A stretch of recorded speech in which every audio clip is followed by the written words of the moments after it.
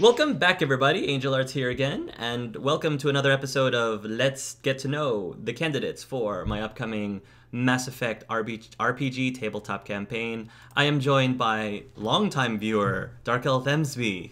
Hello. DarkLThemsby, he was telling me that he has been following me for more than 2 years now. It's been a while. I think you gave me a shout out in your 500 subscriber video thing. I'm sure I did. So let's spend some time to get to know Themsby and see what he possibly has to bring to the table. So let's start with our out of character questions. Yes. So Themsby, what is it about the Mass Effect universe that interests you? Oh, damn. Mostly everything, I think. It's like a really interesting take on what the future might look like for us, because it's supposedly set in our universe. It's just really interesting. The characters of the games are really, really great, and I really love them. I can't get enough. I'm currently playing through the three games again. I'm halfway through Mass Effect 2 again now, so yeah. I haven't read any of the books, which maybe I should, but their availability is a bit of a problem here. My next question is, what is it about tabletop gaming or role-playing that interests you? Tabletop in general has always been fun. I remember ever since being a kid, me and my mother have always been playing tabletop games, sort of like Monopoly or something together. Like it's as far back as I remember, some of the best memories I have is me and my mother playing tabletop games, and well, RPGs that is like are like role playing, like tabletop role playing stuff. Back in grade school, I think I was back in seventh grade or something. I was in a D&D group, and that was really fun. But I haven't really touched upon it since, even though I really wanted to. Until I moved out to where I'm living currently, where we have a Pathfinder group that regularly does stuff from time to time. Like, it's just really interesting. It's a way to be someone you're not. Like, you get an opportunity to be something you can't be normally and do stuff that is impossible for you normally. And I find that really compelling. Which is also why I really love RPGs on as computer games. Themsby, why do you believe that you would be a good fit for my DMing style? Well, your way of storytelling is like the way of storytelling in a story-driven RPG, which I really enjoy. I can easily have a lot of fun with it, something like Skyrim or something, but lack of story tends to bore me at some point, and the way you have a story heavy, it makes it more compelling. Like, you feel more invested in the story and the characters, in everything about it, and that's something I would really like, because that's what I feel an RPG sort of thing should be. And for my final out of character question, Themsby, what do you believe makes you a good person to play with? I feel that I'm very imaginative. Creative, maybe? Yeah, like that, and I feel myself that I can easily engage in a story, in a character, and then in that way interact with the other players and sort of stuff like that. All right, let's move on to the in-character portion. So Yes. let's do some role-playing. Let me set up the scene for you. Let us pretend that your character is applying for a position to join among the ranks of a crew on a very well-renowned ship. You can decide for yourself what the purpose of this ship and crew is for, whether it's military, whether it's industrial or commercial or entertainment, whatever you think fits your character, why he or she would want to be on board this ship. And let us say that your character has an appointment with a human gentleman by the name of Mr. Liam Vathaniel Musey. You don't have to necessarily memorize that name right now. However, if you're selected, that name may or may not be important to the story. And you... Spoilers. Spoilers. um, so you arrive at the Citadel, which is where his office is. His office is in one of the taller high-rises in the main part of the city. And you take a rather lengthy elevator ride up this building, about as eventful as the elevator rides in Mass Effect 1. And then you manage to make your way and navigate your way to the main office. There is a lady sitting at the front desk with glasses. She looks up at you, gives you a warm smile, and asks, "May I help you?" I'm to meet with a Mr. Musey something something. Yes, you are the 2 o'clock, I believe. Ah, yes, here you are. Please follow me. She gets up and she will escort you down the hall. For the benefit of the viewers, Themsby, could you please give us a physical description of your character, including race? She's a fairly tall human. I think she's one. What I have a character sheet. She's 1.76 meters tall, which is equal to around 5'9". With shoulder length black hair that she keeps in a ponytail, and let's see, her most notable feature is that her entire left arm is cybernetic.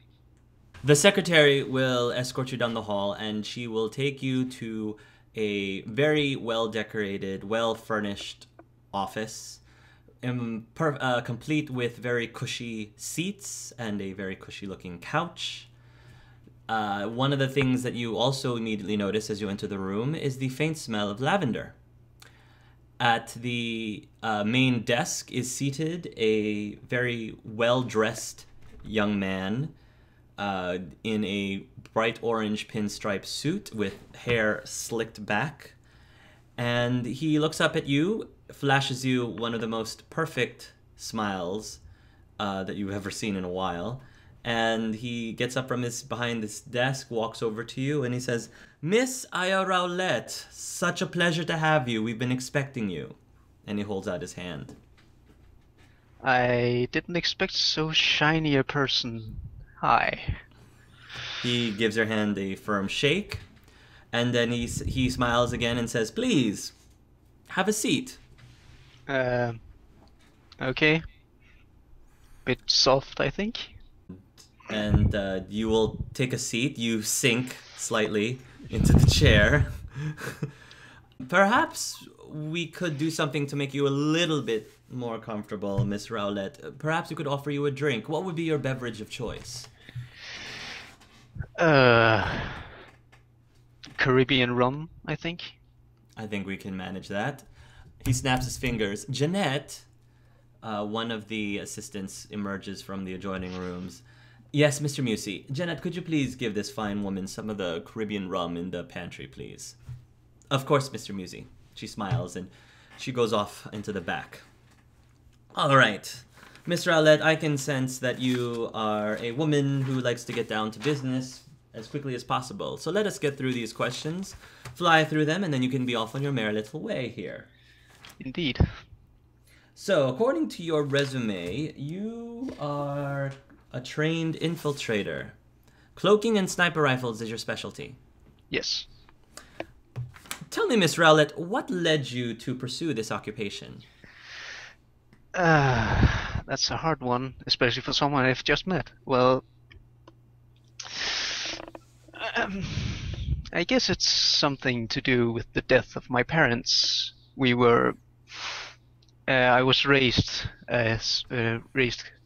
by my parents, who were Alliance officers, and they, during a transfer to an Outer Rim colony, we got attacked by mercenaries, and well,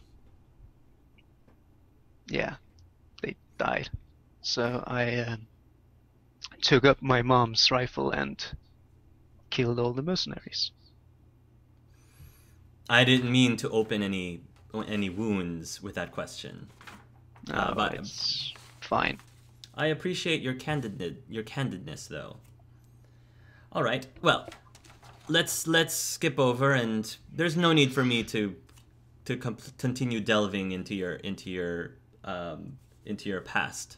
So, let me ask you this: Miss Rowlett, what do you think you can contribute specifically to this crew and its ship? Well, any sort of tactical mission I can be a part of. I got some knowledge of tech, not much. I can most definitely take out a target of importance if we need such things to happen. I am, I would say, skilled at assassination. It is at this point that Jeanette returns, and she has a tray that she places down in front of you. On the tray is a bottle, and the bottle is in the shape, it gives a resemblance of the shape of a coconut. And there is a shot glass that is also on the tray. She opens up the bottle, she pours you some of the rum, and she places the bottle back down on the table. She nods towards your direction and says, "If there's anything else that you need to be more comfortable, Miss Rowlett, please let us know." I could think of a few things, but they are not for polite company. She looks a little bit puzzled, but she gives you a polite smile back, and then she turns around and leaves. Mr. Musey says, "Thank you, Jeanette." All right, let us move on. My next question is, what are you personally hoping to gain or get out of your experience with this ship and this crew? Cash. I need money for something I've been planning for a while but haven't been able to fund. Something that needs to be done. And I am going to assume that whatever this is completely confidential? Sadly, yes. It's not something I tend to discuss. Very well. Not necessarily are able to either. I will not pry then. I doubt that that will have any relevance to this position itself. No. Your records, of course, can speak for itself. Okay then. Let me now ask you a couple of hypothetical questions, if you will, Miss Rowlett. These questions are designed in such a way that there are no necessarily any right or wrong answers. I'm just going to propose a scenario for you, and to the best of your ability, please describe for me what you would do on such a given situation. Make sense? Sounds easy enough. Very well. Let's start with scenario number 1. Let us say that you are indeed selected and brought onto the crew of this ship, and at some point during your travels, the ship crash lands on a foreign planet of which neither you nor anyone on your crew is particularly familiar with. The ship is in great need of repair. Therefore, your captain, yourself, and several armed members of your crew go off to explore the planet and see if there's anything that you can find that would help with repairs. During this time, you are attacked and held up by a group of bandits, all of whom are demanding all of your credits. These bandits consist of the following: 1 dozen Vorcha, half with pistols and half with, let's say, assault rifles. 1 massive berserking Krogan with a shotgun. 1 Asari, whom as far as you can tell is completely unarmed. And the last thing that you notice off the corner of your eye is a small red dot that is currently hovering on the forehead of your captain. What do you do at this point, Miss Rowlett? Let's see, obviously the Vorcha and the Krogan are just there as muscle. They are the ones to take up our attention, while the biotic Asari will do the heavy damage, and their cloaked infiltrator standing somewhere in the distance takes out our captain in order to rise panic. So let's see, what I would do is probably initiate my own cloak, pull down our captain, and then snipe the Asari. Okay. Let's say that you are able to successfully not only save your captain, but also incapacitate the Asari, taking the bandits by surprise, all of that being done before combat actually begins. However, once the Asari is taken down, combat does begin. At that point, who is your main target and why? Let's see. Since we still have no indication on where their infiltrator is, it would probably be to incapacitate the Krogan as much as possible. The Vorcha regenerate too fast to either you have to kill them or just let them be. Let's see. The Krogan will probably charge at us with his shotgun because he needs to be in close range to do proper damage. So blast off his kneecaps, I think. All right. All right. Let us say that between your skill and the teamwork of the crew, they are able to overpower the bandits, at which point they end up raising their arms and surrender. If it were up to you, Miss Rowlett, and not the captain, what would you have happen next? Execute them all. And why do you choose to do this? I have personal experience with what happens if you let mercenaries live. That was scenario number 1. Let's go with scenario number 2. Let us say that you are the eyewitness to a crime. You witness a man robbing a bank. But instead of keeping the money for himself, the man donates it to a poor orphanage that can now afford to feed, clothe, and care for its children. Now you know who committed the crime. If you were to go to the authorities with the information, there's a good chance that the money would all be returned back to the bank, leaving a lot of the children in need. What do you do? Absolutely nothing. The children need it more than a bunch of rich-ass bastards that has no other purpose in life than hire mercenaries at the other person's mercenaries in order to play a little game of chess. I like that answer. All right.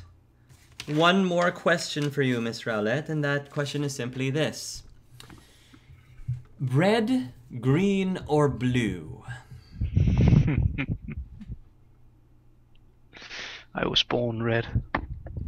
You were born red. Care to explain that a little bit further? Oh, just an expression that my dad used to tell. It's nothing important. Okay. I will accept that. One final thing then, Miss Rowlett, before we close for the day. If you could please look towards this camera over there. We will be recording this and sending this directly to the captain and crew of the ship. If you could please address them and provide for them your final pitch as to why they should select you to be a part of their team. I've got skills that they would apparently need if a situation as those you might have described would arise. And, well, let's just say you'll need me.